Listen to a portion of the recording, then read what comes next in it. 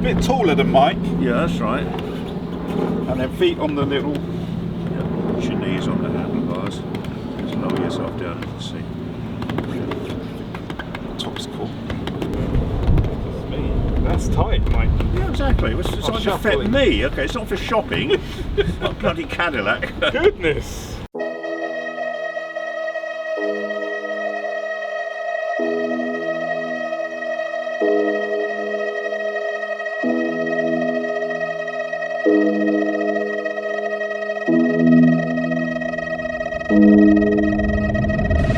Good morning and welcome to the velo-ads YouTube channel. We are in sunny Norwich at Burrows Corp headquarters. Myself and the velomobile skeptic, who's hiding behind the camera at the moment, have come over to see Mike and speak about all things Soup Dragon. And for an added bonus, we're going to ask him what he thinks about the Tour de France. And we'll wind him up a bit about that because he'll have a lot to say about that and whether he likes buns or not. It's a joke between me and Stuart anyway. But yeah, so we're here now. We're going to give him a knock on the. We're going to give Mike a knock on the door, and let's get in and see what this Soup Dragon's all about, especially with all the new improvement. Follow us. Oh, and that's Mike's workshop just over there with the red door and the 8 freight outside. We wanted to get a nice shot of the building, but the dustbin lorry's just bloody parked in front of it. We asked them if they were moving, and they were like, "No, we're on our break for half an hour. Go away." So here we are, and off we go. Let's go. Soup Dragon. Hello. Hello. Morning, Mike. Good morning. Hey, how are you? I've even brought a cameraman along with me today. That's a Stuart, that's not Yeah. Hello, Stuart. Are we shaking hands or are we fist bumping? Yeah. GCN rang this morning, they want to do a piece, darling, so sorry. Well, they have to wait for the VIP to leave. That lip.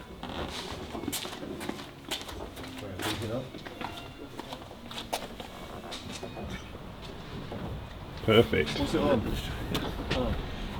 Okay. Yeah. That position is a sweet spot. It just clicks. I mean, I've been doing all my training on the rat catcher, went back on the rat racer the other day, and it just felt so right. Yeah. And that's the one I had the power tested on with it. That's something about the angle of the seat, the bottom bracket height relationship. Whereas the rat catcher is okay, but it's not as good. Oh. Definitely not as good. The rat racer with the higher bottom bracket and slightly more reclining is a much more natural position. Because you're behind the pedals, you get more power, maybe? Pass. Yeah, it's so hard to define a really an expert recumbent position. Where are we going to find one of them? That's why I'm here. The window at the front, this initially just a circle of that size because we wanted to optimize laminar flow and less joint or whatever, and you could see in a straight line, but that turned out not to be enough, whatever the Rockingham track we'll be using. So this is now extended back. This ignore the roughness, this has to have another glass in. This is not the final one, but that wants to be as smooth as we can get for the laminar flow. But this now has given really quite good vision, and this is actually professionally molded finally, not by us. That was done by Skid Marks, who do motorbike screens. So yeah, they'll do. Are they local to you? No, they're it's postal stuff, whatever. But if you make your own mold, they'll mold in. And this is nice. It's acrylic. It's perspex, so it's really quite clear. Yeah, so I can see where I'm going. Likewise, the side windows, they've been moved forward. The earlier they were in the hood. Stuart, could you grab the lid for us so we can shove it on as well? Landing gear and everything exactly the same. Inside, you've seen it with me on the chassis only, but the steering has changed completely from a hub off centre to an off centre, but not hub centre, but inclined. It's basically the front wheel of a car, so basically it rotates about the point of the tyre where it touches the road, even though it pivots on one side. I see. Now the problem with that is it's still, although it's got a head angle at 75 degrees, zero rake, so you've got a fair bit of trail, but even with that, because of the offset, that angle there and the wheel there, that turns nicely, it still pulls. It gives you self-steering. The faster you go, the more it sort of becomes a bicycle effect, whatever sort of thing. But there's a tendency to pull one way. Now, I did something which in theory shouldn't work. I put a little coil spring on the steering rod to compensate for that pull. Now, the thing is, the reason it shouldn't work is that pull that the steering is giving is a speed-dependent function. So the faster you go, the more self-centering you get on a bicycle, the slower. Whereas the spring is a constant tension. Yeah. In practice, it works a treat. In practice, I can do look mum no hands. Wow. I haven't tried it with the shell on yet, but as a chassis, I think there's some footage somewhere. I can actually ride no hands because of that little coil spring. So amazing. In theory, the handling problems are now completely solved. The other problem I had, and again, you need to look inside again. The landing gear is the same, but the little lever there, that puts it up. But to raise it up, it goes forward. Previously, it came back. One more time. Right, now, lower that. That's the undercarriage up inside. That is lowering it to land. And up. So when I'm up, the wheel comes up off the ground, and I flick this, and that's your undercarriage up. The tricky bit is getting it down as you come into land. Now this lever now goes forward before it came back. And when it came back, my elbow caught that. And then you'd wobble. Flicked the steering, and I fell on the right-hand side, not the left-hand side, which is a bad thing. Yes. It means lots of sanding down of very rough body shells. Otherwise, no land. The other thing, last trip out, for some reason, this wheel caught in the slot at the bottom. It started rubbing. Now, in 3 years of lots and lots of other problems. That's never happened before. Never ever happened before. So now we have hose clips there rather than cable ties. So this is now super secure, totally firm and fixed, whatever. And the lid, obviously you can't fully fit it without me being inside it, basically. Wow. That will give you super aerodynamics. It's looking pretty slippery at the moment, isn't it? We're still not 100% on this attached flow at the rear. There's something on the Dutch team, Delft University, modelled their thing in the computer and got a hint of separation. And on this, a couple of tough tests have shown a little bit of flow reversal at this point. It doesn't look wrong, it looks perfectly right. But it's just possible we might have to extend it a few inches, maybe, whatever, just to get absolute. And what was the guy's name who helped you out at the college or the university? Well, Glenn Thompson. Glenn Thompson, that was it. He designed it. He's used up half the world's digits designing this shell, whatever sort of thing. So that is nominally. And again, if you look from the front, I don't know if you filmed it for dead head on, you've got quite a large radius on the top. But if you look, it's quite pointed on the underside, which is very unlike most machines. They mostly have a much more rounded underside with a lower bottom bracket. Now we went for the higher bottom bracket partly on riding position. I said about how natural this riding position is, and to get that narrow V, so you've got a minimum of contact with the ground. The larger the sort of radius on the underside, the more interground effect you get. Now it's all very sort of airy-fairy at that level, but we know it's a bad thing, so that was the compromise. And this is one of the little, this distortion here, we fitted this screen absolutely perfectly, right, with me inside marking it and everything, and fitted it in without the chassis. Bolted the chassis in, and the chassis of course slightly springs the shell, so it no longer fits. So we've got to have another one made. Oh no! Do it again. Yeah, because I suppose that would create a tiny bit of drag. Oh, quite. I mean, this is it. You trip your laminar at that point, it's gone. Yeah, that's absolutely totally unacceptable. So that's got to go. Yeah, I mean, for test purposes, not a problem. And that's several miles an hour. Wow. But if you look at the numbers for skin friction of something, I mean, all the way back to there, in theory, that should be laminar flow, and the actual drag, the skin friction at that point is as close to nothing as it makes no difference. It's sort of very, very minimal. Hence the wheel sticking out the bottom. Those little sort of slots there.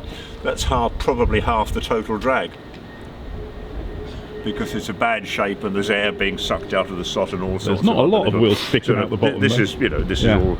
So I remember when you first came out with it, there was like at least 3 things that you said that you thought everybody else was doing wrong, and one of them was the wheel slot, wasn't it? Well, they weren't doing wrong, but they were trying to get them as small as possible, obviously. Yeah. But because they didn't have landing gear, they had to have quite a lot of steering lock to get going. In fact, Sam Whittingham, did he put in a protest about the Dutch team because they took longer for pushing, ergo they were going faster when they let go, ergo they could have a smaller wheel slot.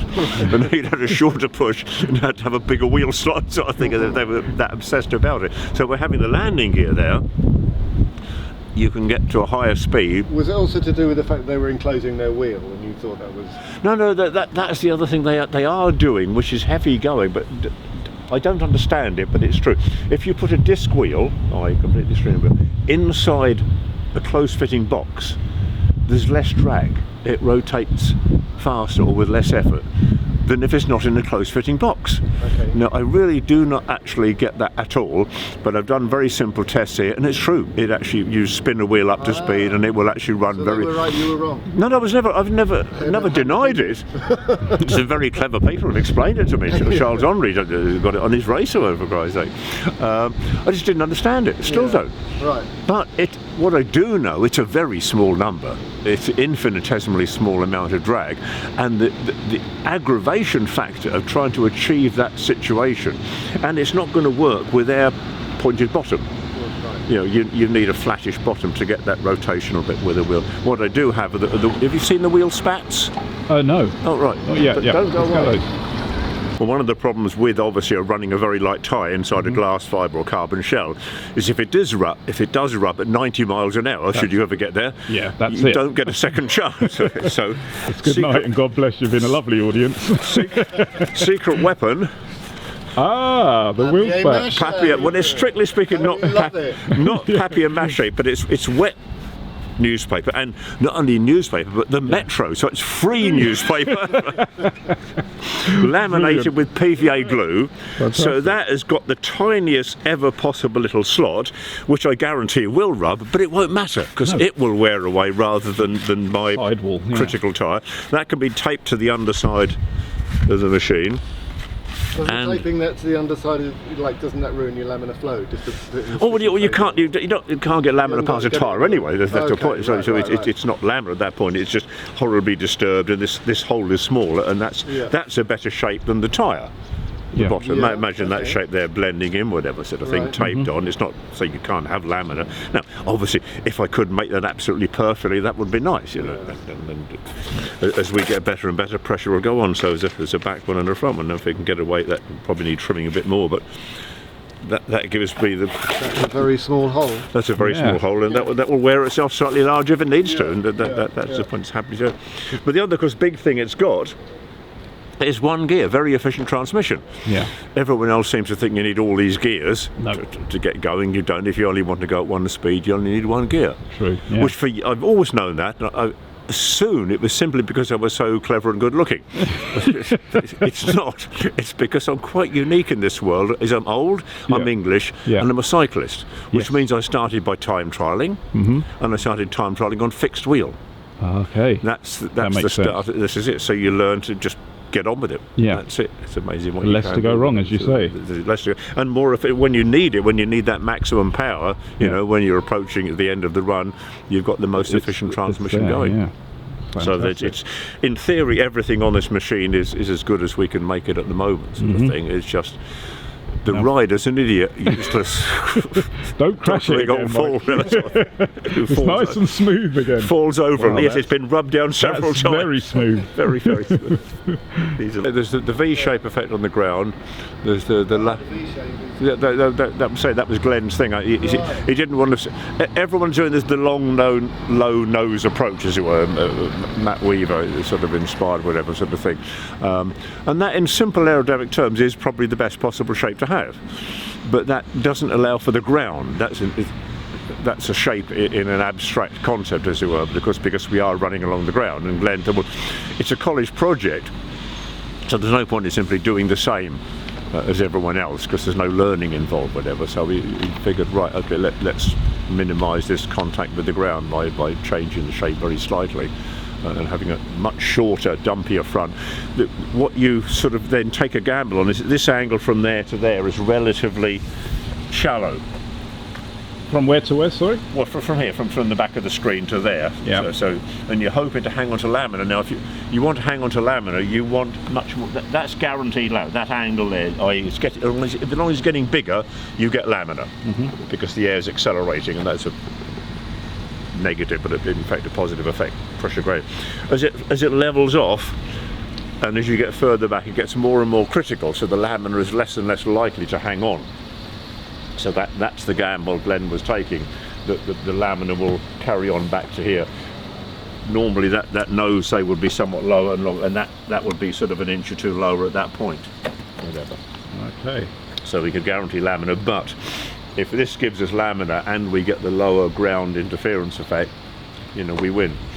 So explain the lower ground interference again. Well, it's pointed. I really didn't get it. Well, the more you've got close to the ground, so if this was a three-wheeler, right, you'd have a big flat bit close to the ground, and that would be rolling up a sausage of air and creating drag. That's a well-known established fact. So the less there is, and the further it is from the ground, the better. Okay. The downside of it being further from the ground means the wheels stick out the bottom, and the wheels aren't streamlined. They need bigger and bigger fairings to go around them. So you want to minimise the wheels sticking out the bottom. So basically you have as pointy a bottom as you can have, as it were. So a V-shaped underside, so that minimises that area. Now, how that affects laminar in that area is another factor. How the ground effect and laminar, I don't think there's a computer in the world who knows that yet. I mean, Glenn was saying, you know, with the other side of the book here, there's nothing we can reference anymore.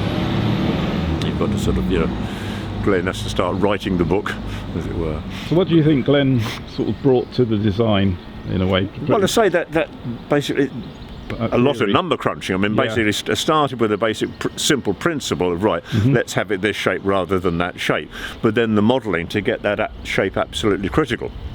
And what he discovered was, if you tell the computer that this surface is perfect, right, i.e. has no friction, then there's something happens here.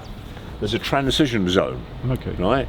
Nobody seems to know what a transition zone exactly is. Except it's not good, okay? You don't want it on your machine. Well, you have to have this. And if this is perfect, then this is quite small and it's very nice. The moment you tell the computer that this is into the real world is quite smooth, as smooth as it is, but not perfect, then this transition zone suddenly gets a lot bigger. And what? This is it. It's not a clue. No. That's trial and error. It's trial and error. It's sort of pays your money, it takes your chances. They took it to the Boardman Tunnel, which is designed for sort of, you know, positioning riders on bicycles. So basically it's rubbish.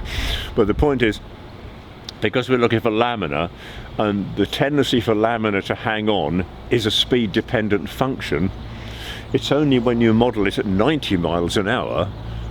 And they can't do that. Well, no, nobody can do 90. Maybe Farnborough could do 90 on this size, as it were, sort of thing. You can model it in a computer, but in the real world tunnel, no. But you know, say things like the separation. That's what the Dutch discovered. You know, the rather that's you know that sort of, you know, real novice stuff. No, the computer said the airflow was perfect, and the wind tunnel said no, it's letting go at the back, which suggests that there's some famous equations that all these programs are based on. Suggests to me that maybe they're not quite right. The tendency for air to hang on at the back is maybe optimised, as it were, whatever. But that's a separate issue. The laminar is something entirely different, and the only way you find out about laminar is to go very fast. So in theory, there's ways of visualising it with. There are sort of cruder methods, but I think it's liquid crystal paint. These are the t-shirts that change colour. So you can paint a stripe down the side and then go fast, as it were. I mean, just tow it down the road with the car on the roof of a car or something like that, whatever, and see what the colour change is, because obviously turbulent flow and laminar flow have a different cooling effect. You read the books, then they talk about getting to laminar flow, and you need a certain minimum smoothness, or whatever your shape, whatever, you need a certain smoothness to get laminar in any situation. Sand grain effect is described as. Once you've got it, they sort of give up and don't talk about the surface as if the surface finish no longer has any effect. And that can't really be true, because even with laminar flow, the air's still flowing over the surface. It's still, you know, the first molecule sticks to the surface, obviously, but then the molecules roll over each other. But the smoother the surface, the less molecules are affected, even with laminar flow. But the books don't discuss it.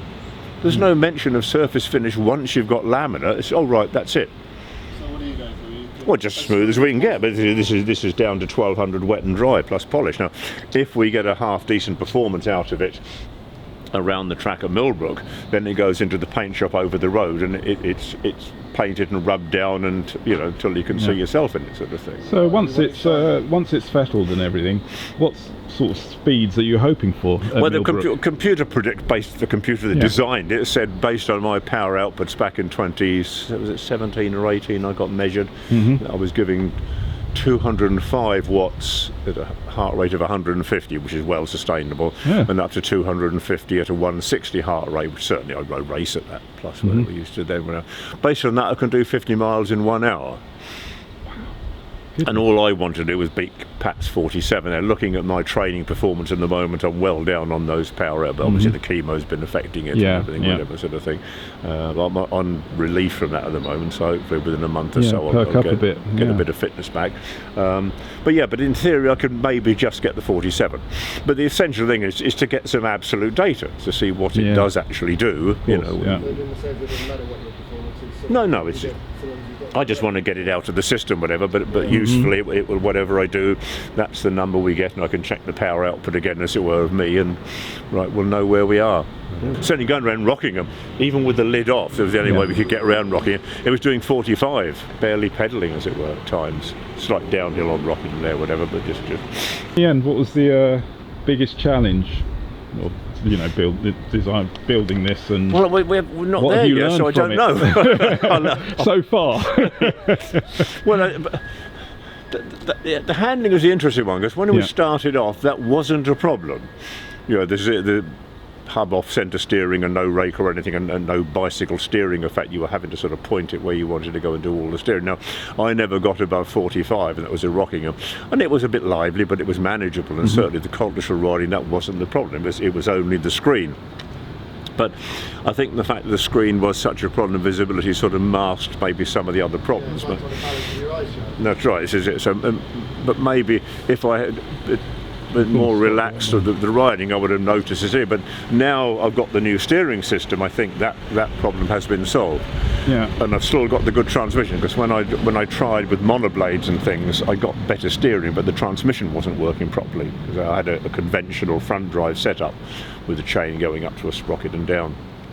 And to say that gave me very good handling, but you know, the transmission just wasn't as happy as it is now. Again, it's now very positive.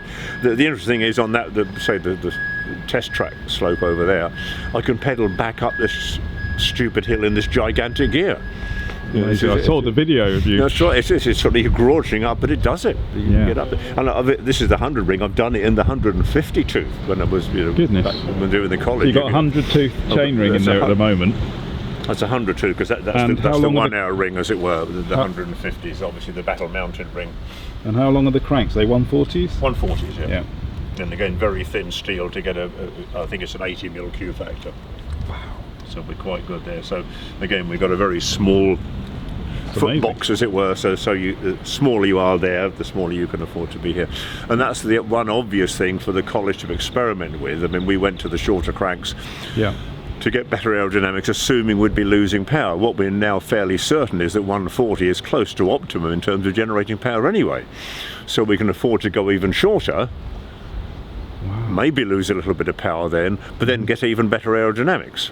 Because if I went down to 100mm cranks, it lowered the nose, you know, by quite a bit. This old box would get a lot smaller, therefore that angle would be slightly steeper. I wonder how much power you'd lose. Well, I say that's it. Until somebody. How did you work out that 140 was up? Because well, I just went bit by bit. Well, I started on 150s, because that was the obvious thing to go to. I went straight to 150, you know, after I left Giant, whatever sort of thing, and then just started chopping 5mm off each air. So are you measuring your power difference? Or no. No, but I can't do science, can I? I'm no business to do science. No, one person can't do science. There's no good testing yourself on 170 one day and 140 the next, because it's what you need to get some power pedals in there. And like when I had the power tested on the recumbent, I gave 35% more power on a recumbent than an upright bike.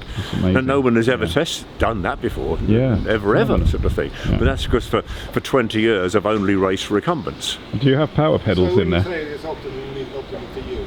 Established that. Oh yeah, no, that's the point is, I'm a normal rackets person in some ways. Sort of thing. So we're all sort of whatever. So almost another time. I mean, not the only, but people have tested crank lengths, obviously, and done some measuring, whatever. And all the figures suggest that around 140 is the optimum length for the average height person. The test either shows slightly more power or no change at all, and they won't have had them running for months and months and months or years and years like I have, so they will never would have completely. And the shorter the crank is, the longer it takes to learn to use it, because you're pedalling faster. And I seem to be going a bit quicker now with shorter cranks than the longer cranks that I use. But I'm sure the thing is, it's holistic. They're lighter, they're stiffer, they're better for your body. You run a smaller ring, slightly faster transmission speed, and everything. All of that's holistic. Saves the knees. It all works, whatever. And I'm just on the phone there talking to Mike. I've just re-shortened a crank for somebody. It was 85, I now shortened it to 65. No, he has a problem with his leg, sort of thing. But he's running a long crank on the other side, which I still think is wrong. I don't think you could do that.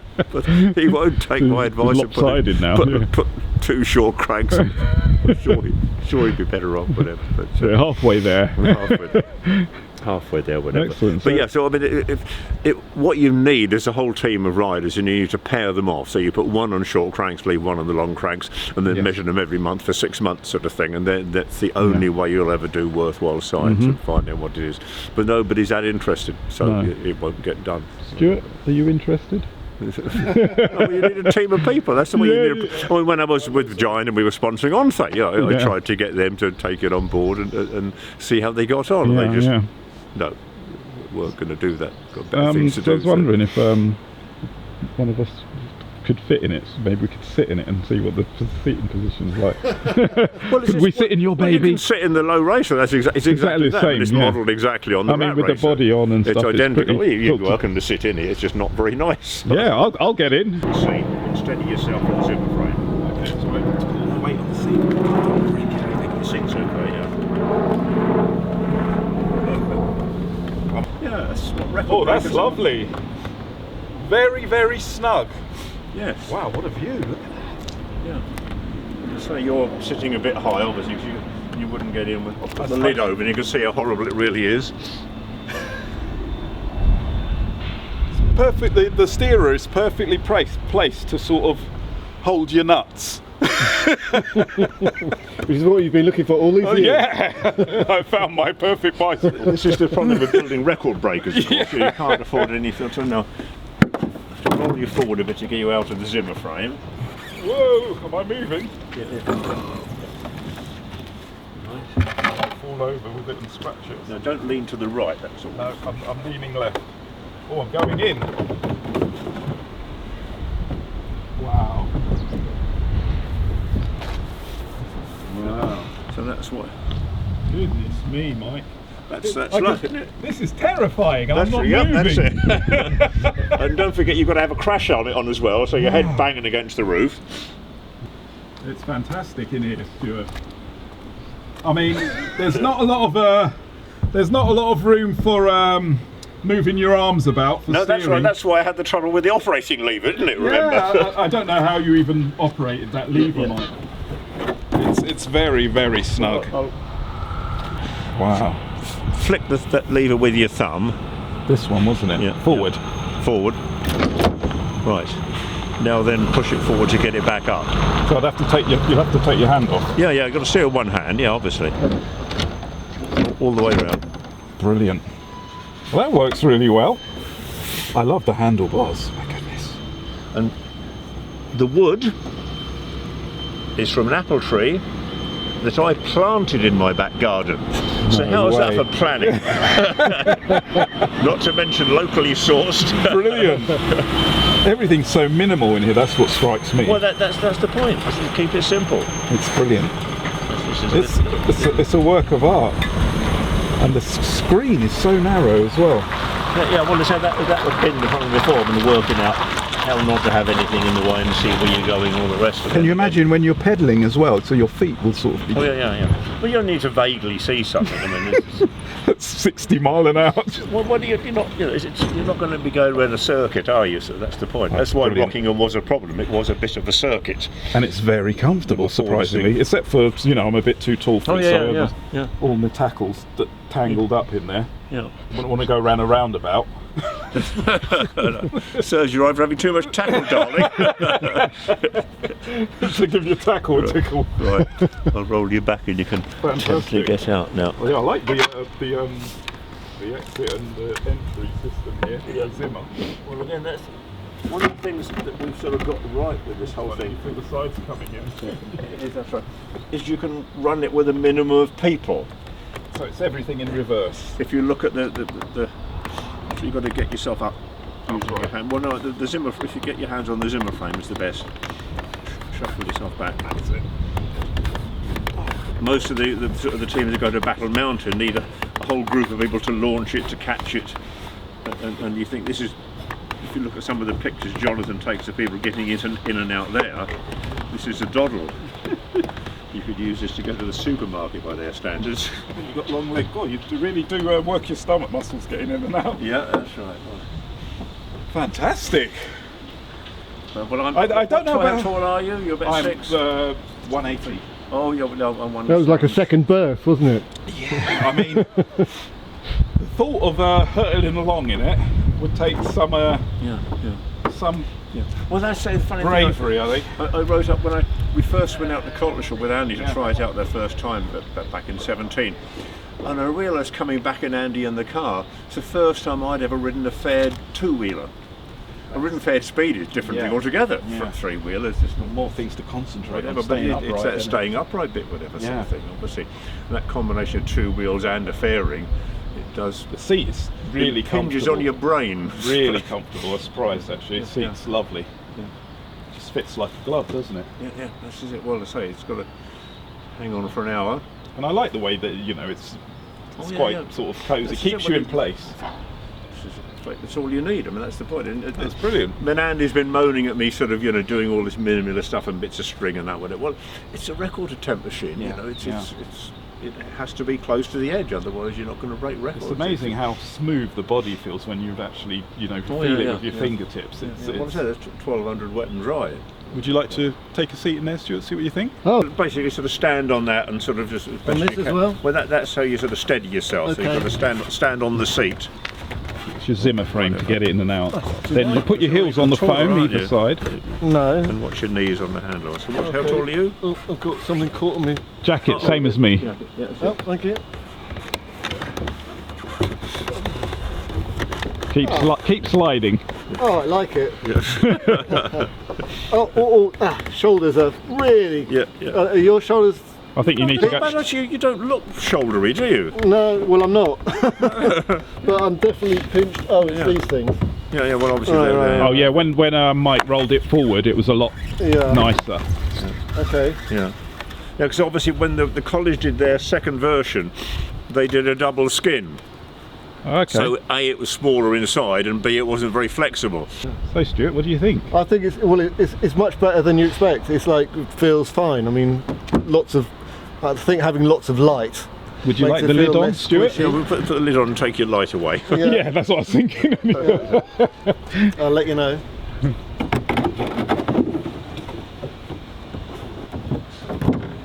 Wow. You're in there now. Yeah. Approximately it. Yeah. It's like it gives you a bit of an adrenaline rush just Sitting still. That's what I said. It's like as soon as you get in it, you feel like, oh my god, now I've got to pedal like hell. The steering is so good on the chassis. Yeah, the chassis now can go from 20 mile an hour. Look, mum, no hands. So. Are you all right in there? We'll give you a good push. What an experience. Just to sit in this machine is fantastic. Oh, there's some clown sticking his window, facing the window.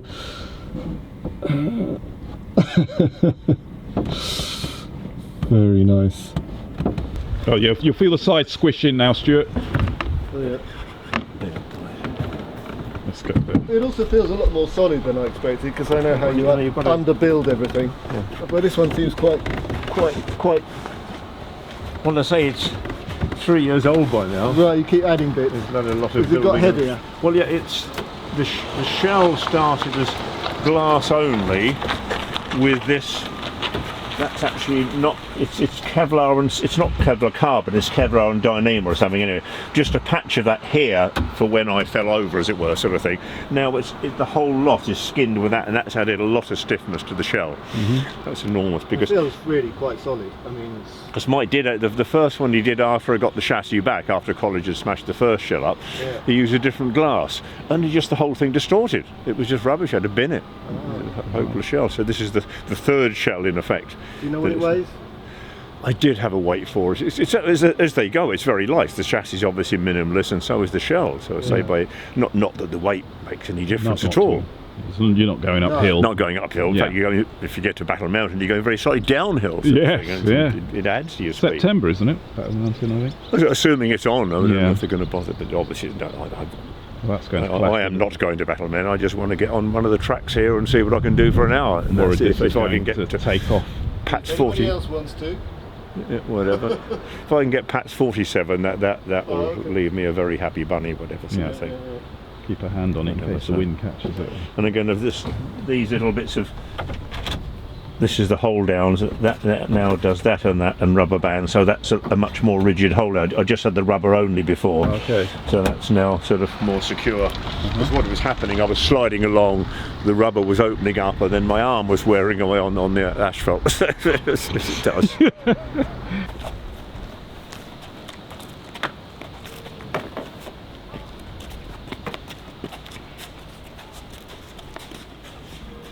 Have you watched any of the tour recently? Oh yeah, I watched bits. There's quite a few accidents. I know. Yesterday I saw people flying over, falling off bicycles. I was just thinking you should have been on a recumbent. I'm going to say this is a really good sell for late back cycling, guys. Please take note. Yeah. It's much better having your pedals out the front than your front wheel at the front, because you could bump into the back of your mate without doing any harm at all. Shoulders being dislocated and all sorts. You'd be much better off on a low race.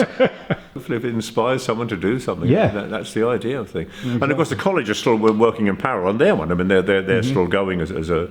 Obviously, I don't know how the lockdown's affecting the students at the moment, but the project is. There's another Soup Dragon. Oh yeah, of course. It's now. Well, it's no longer. Was it a Velociraptor they called it, or something, or some sort of silly. I mean, the whole point of Soup Dragon was the Soup Dragon's baby. But it was quiet and understated and sort of the opposite of all the usual sort of macho names, whatever. It's the offspring. and I can pull a nice little twist, I realise, on it. You wait and see. There's a surprise in the works. Surprise in the works, I realise, with hindsight, whatever. But fantastic. It doesn't justify it first. As I said, when you need the other 20 foot worth, it might be a bit smaller, whatever. But yeah. Okay, cheers. Will you see you Friday? Fingers crossed. Yeah. Bye. So that's it for Burrows Corp HQ. A nice look at the Soup Dragon. I even got to sit in it, which was very special. And I think that's the first streamliner that I've actually sat in, fitted in. It was a little bit short for me, but it does give you sort of a perspective of what it's like to pilot one of those things. And if I'm honest, it was quite terrifying looking out the windscreen, and I was quite glad that I didn't sort of go any further down the road, because it would have ended in tears, I would have thought. But yeah, so that's all from Burrows Corp HQ, and no doubt we'll be back in a few weeks' time to find out how the run went and maybe film something else. Big thanks to Mike Burrows. Velo-ads out. Okay, this was an intermediate level between the hub off-centre, which had no self-centering effect at all, and the current system. So this is a conventional monoblade headset there. There was a sprocket up here, so the chain went round down to the front wheel, driven wheel sitting on the axle, back up and forward to the chainring, the same as a traditional front-wheel drive recumbent bike, Okay. and that solved the handling problem. This was just, look mum, no hand, it was lovely. But the transmission really was troublesome, particularly as I'm trying to graunch up that hill on the test right now. In theory, that shouldn't matter for record attempts because I'm not going up steep hills on record attempt, but it was just annoying it wasn't working properly. So again, I did something that didn't make any logical sense. I ran from the chainring here straight to the wheel there. Okay, now I'm pivoting in the middle and I'm pulling off to one side. So as soon as you put your foot on the pedal, it turns left because the tension of the chain is going to do that. But because that offset's quite small and my tiller is quite long, I could actually hang on to that quite effectively. So I could actually pedal at low speed by correcting it with each individual pull, and at high speed I didn't need to. At high speed you didn't know there was an off-centre pull. It was really remarkably effective, but it still wouldn't climb up the steep hill. Frustratingly, even with that direct drive and all the rest of it, the little bit of movement was just losing power or something. I couldn't get up the hill, which I could before, so I went to the current pivoting on one side, and that brought everything together. So I've got everything I want. But this is an interesting. If people want to sort of knock up a simple transmission, it was quite effective. Wow. As long as you don't want to graunch up big hills in stupidly high gears. Yeah. I suppose that, you know, the bike was never designed for that to go. No, but for my climbing. test purposes, it was just frustrating. I couldn't do it, whatever. And again, I've come out with a nice engineering solution, as it were. Yeah. And because the other concern is, the moment I've got this sorted and it's working, that's it. Yeah. There's nothing else left to do. I've got brackets the fastest bike in the world. Where do you go from there? Sort of so we're Nevada. so I'm dragging it out. I think, giving myself lots of interesting things to do. Brilliant.